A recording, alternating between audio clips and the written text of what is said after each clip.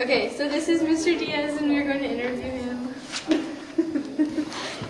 This is Miss Henderson, and she teaches physical education. Hi, I'm Thomas Wooten. I teach religion. I also teach economics and American government. Hi, film class. I'm Jean Brunet. I teach history here at Mercy High School, Birmingham. So, Mr. Diaz, how did you come to Mercy and to teach here? I came to Mercy from Smith Barney. After 3 years working there, I was getting my master's degree in theology at the Franciscan School of Theology in Berkeley. And it just so happened when I finished my master's degree there. So when I got my master's there, I finished my master's program. The .com industry went bust, so they were laying off at my work at Smith Barney. So I put my name out in the field saying that, do you want a religion teacher? Are you looking for a religion teacher? I was talking to some friends that work at Sarah High School. And what had happened was the religion teacher there told Miss Simonetti that he knows of someone who's interested in religion, in teaching religion, and who also just graduated, has his master's. So Miss Simonetti, one thing led to another. She called me up. I gave her my resume. She liked my resume. She called me in for an interview. And then here I am, 7 years later. So, Miss Henderson, how did you come to Mercy? Well, I was I was working in a credential program because I wanted to be a teacher. So I was working, I wanted to be a teacher. I didn't really know what I wanted to teach. I was looking more towards English in middle school, so this is kind of a departure from that. But I was coaching at Mercy already, and I went to Mercy in high school. So the opportunity came up, I applied for the job, I got the job, and that's why I'm here today. How did you come to Mercy? It was pretty interesting. I was teaching at St. Lawrence Academy in Santa Clara, and I decided to leave there, and I was sending out applications. And I got accepted here. Miss Wright knew me, and put in a good word. And I also got accepted at Notre Dame, and I went and I interviewed at both places.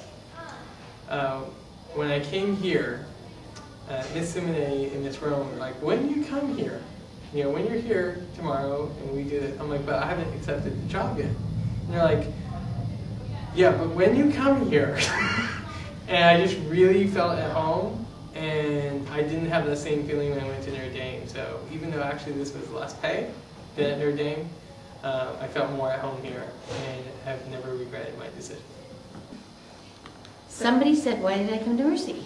Okay, I came to Mercy many years ago.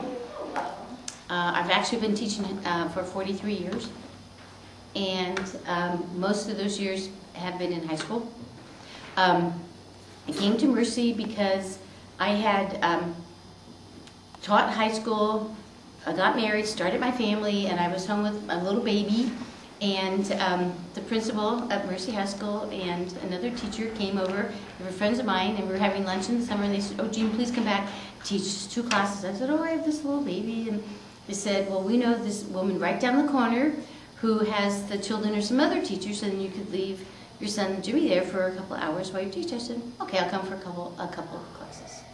And that was in 1979, and I'm still here. So anyway, that's why I came back. Because I love Mercy, I taught her earlier too. So what was your favorite thing about high school? I think looking back at it, what I enjoyed most was the friendships that I had, and the little antics because I went to an all-boys high school, and the little antics that we would play on one another, being all boys, and no girls were present, so we could really be rowdy and obnoxious with each other.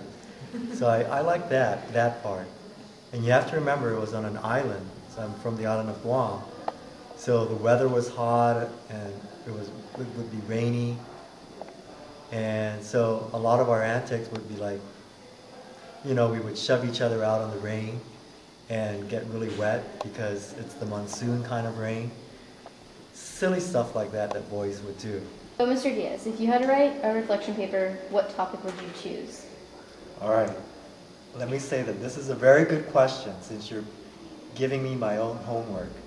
I would say, well, right now I'm in the personal space where I've had like several deaths in my family back in Guam.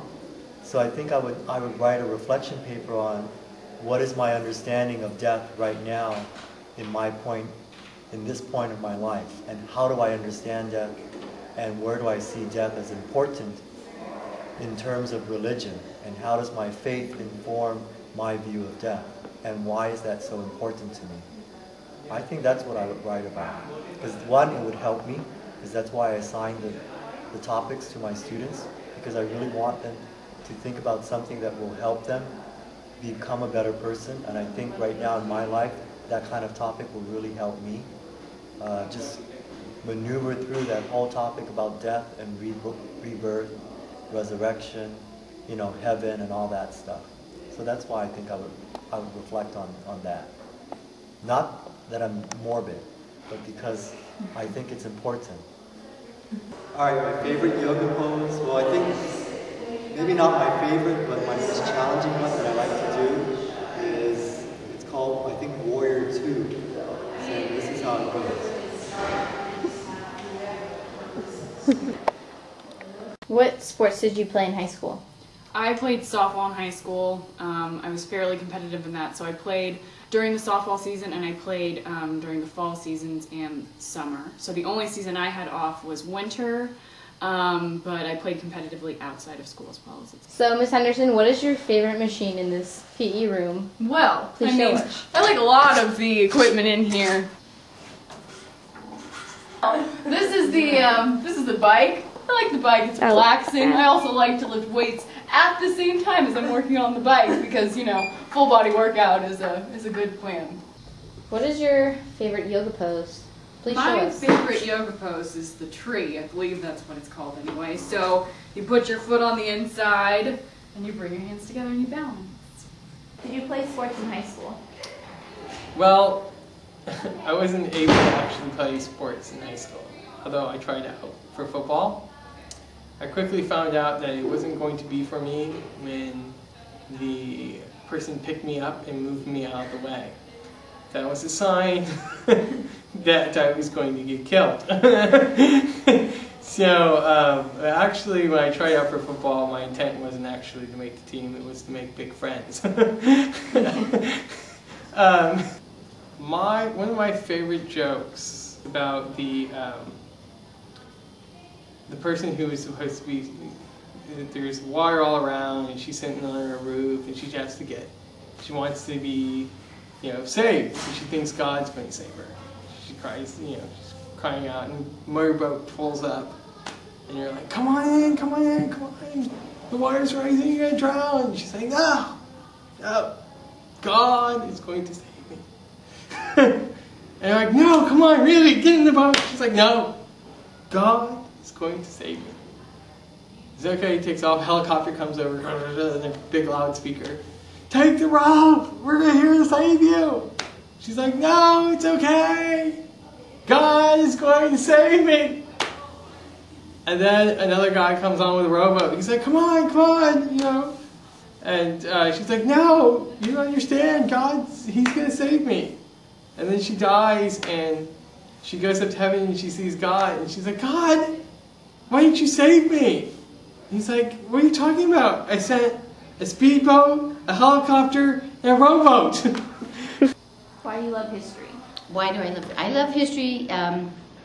It's a passion I have. It's very exciting to me. When I think about history, I get very, very excited. I love, I guess, hearing the stories of other people's lives. I love hearing about past centuries, and I don't know, it's just something that I totally get really excited. You should come to my house and see all the history books I have. And I read history books all the time. So it's kind of a hard thing, like, why do we love anything? But it's just a total passion I've had since I've been a little girl. Why do you bark like a dog, and can you demonstrate? Probably do that often, not often, but I find number one, when you walk up and down the halls and you hear a teacher yelling at the kids, ladies be quiet, ladies be girls be quiet, and I'm thinking, oh my God, it sounds so awful. And this way, one bark says lots of words and it gets everybody's attention and they know what it means. Look at me, because if they don't, then next step would be take out my lipstick, put on my lipstick so people think I'm pretty, because maybe that's why they're not paying attention. So I'm going to put it on now for you guys. So I look pretty. So anyway, that's why I do that. Wait, we have to redo that.